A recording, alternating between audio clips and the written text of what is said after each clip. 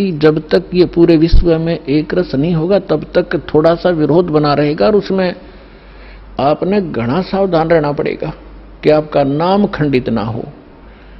Value है, कहते हैं परमात्मा कहते हैं, जैसे माता गर्भ को रखे यतन बनाए और ठेस लगे तो छन हो तेरी, ऐसे भक्ति जाए। अब भक्ति का मिलना यह बड़ी कठिन, और मिलने के बाद फिर उसको सुरक्षित रखना वो एक बहुत बड़ी बात है। जब तक परिपक्व नहीं हुई तो फिर फायदा क्या उसका। तो इतना सावधानी आपने बरतनी पड़ेगी। जैसे कोई माता बच्चे को गर्भ में आते ही वो कितनी सतर्क हो जाती है, खान पीन में संयम बरतती है, पैर ऊंचा नीचा ना टिक जा कि तरह बच्चे का झटका लग जा, रात को करवट ले भी गलती से ले लेती है तो तुरंत सतर्क होती है, और कहीं मेरे बच्चे का दाब ना लगी हो और खराब ना हो जाए मेरा गर्भ, वो कितनी चिंतित रहती है। तो आप जी ने इस भक्ति का जो लाल है इतनी सावधानी से परिपक्व करना पड़ेगा, तब आपको सफलता होगी। इसमें फाउल पॉइंट है, आन उपासना नहीं करनी, संसारिक व्यवहार के जो भी कार्य हैं जो भक्ति परमात्मा की मर्यादा को भंग करते हैं वो नहीं करने, और फिर आप सफल हो जाओगे। तो अभी थोड़ी सी कठिनाई आपको चल रही है, घर घर में विरोध चल रहा है। पति ने नाम ले लिया, पत्नी नहीं मानती, मैं तो सारी पूजा करूंगी, तो कैसे ऐसा क्या कर रहा है। पत्नी ने ले लिया तो पति दुखी करता है। तो धीरे धीरे ज्ञान से क्या होगा, ये ज्ञान ऐसा है कि आप घर पे चलाओगे और बच्चों पर भी असर करेगा, ना सुनेंगे तो भी कक्ष में सोए हुए व्यक्तियों पर भी ये वाणी असर करेगी। जैसे गारुड़ का मंत्र अचेत हुए उस सर्प के डसे हुए व्यक्ति पर जो सुन भी नहीं रहा, समझ भी नहीं रहा, और उसके ऊपर भी वो मंत्र बोल बोल कर उसके विष को उतार कर सचेत कर देता है। और ये तो परमात्मा की वाणी सब सिद्ध है। ये तो अपने पशु पक्षियों के ऊपर भी ये वाणी जा रही है, उनको भी, उनके भी पाप डाउन हो रहे हैं।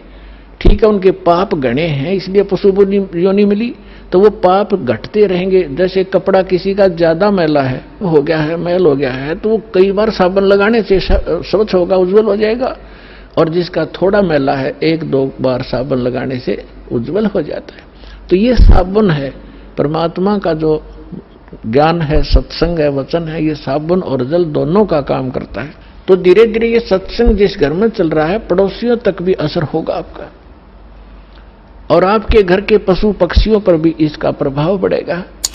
आपके घर कोई पशु पक्षी भी रह रहा है उसके ऊपर भी धीरे धीरे उसके अंदर ये वाणी का जो ज्ञान यज्ञ का पुण्य उसमें संग्रहित होगा, और कुछ ऐसे पाप हैं जो ज्ञान यज्ञ से ही खत्म होते और उसका विकल्प ही नहीं है।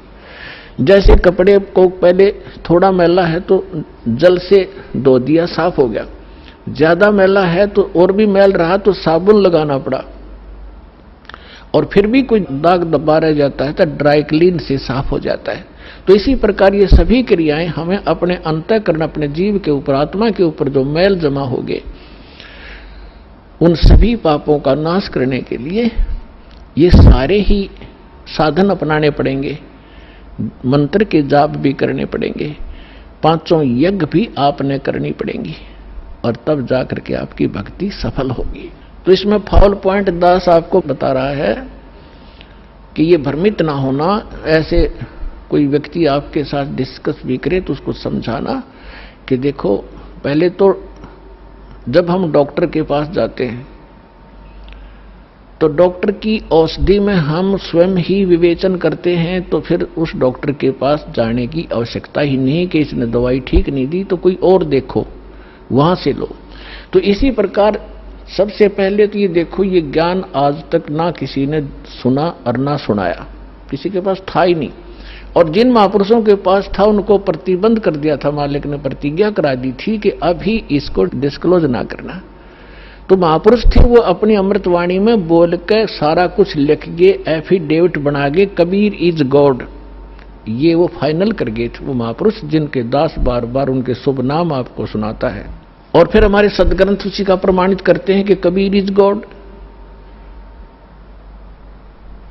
तो फिर ये क्लियर हो गया कि आज तक कोई हमें यही निर्णय नहीं करके बताया कि भगवान कौन है और कैसा है। अब जैसे रामकृष्ण को और विष्णु जी को, शंकर जी को भगवान मानने वाले, उनसे अगर हम पूछा करते थे कभी, वो कहता मैं समाधि लगाता हूं, भगवान देखा आपने? भगवान दिखता थोड़ा ही है, वो तो निराकार है। अरे ये विष्णु ब्रह्मा जी की मूर्ति रख रखी, ये क्या फिर? तो हमारा निराधार ज्ञान था, बेसलेस था, हम डामाडोल थे, स्थिर नहीं थे। और इसी प्रकार ये राधा स्वामी किसी ने पूछ लो या किसी महर्षि ने पूछ लो, अभी तक जिनके विचार रहे हैं, परमात्मा तो निराकार है, साकार आता जब रामकृष्ण रूप बन जाता फिर निराकार हो जाता है। तो खाक ज्ञान था इनको। वेद बताते हैं कि वो परमात्मा सशरीर है, मनुष्य दृश्य है, ऊपर सिंहासन पर विराजमान है और उसके सिर पर मुकुट है। ये तो वेद बताते हैं, राजा की तरह बैठा। और यही वो संत बताते हैं जिनको भगवान ने जिन आंखों देखा वहां पर। तो फिर इसमें कोई डाउट नहीं रहा कि हु इज गॉड और कैसा है वो भगवान। तो ये सारे कंसेप्ट क्लियर इस दास ने करे, आज तक किसी ने नहीं किए। तो इसी प्रकार इस साधना पर भी विश्वास करना, किसी से डगमग ना होना, क्योंकि काल ने अपने एजेंट छोड़ रखे हैं, वो अपने कर्म बिगाड़े हैं, तो वो भी भगवान के बच्चे पर भ्रमित है, उस काल से प्रेरित है। उनका दुर्भाग्य है कि वो अशुभ काम पर लगे हैं।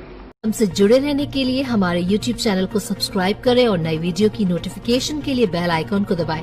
अगर आप ये वीडियो Facebook पर देख रहे हैं तो लाइक जरूर करें और ज्यादा से ज्यादा शेयर करें। धन्यवाद।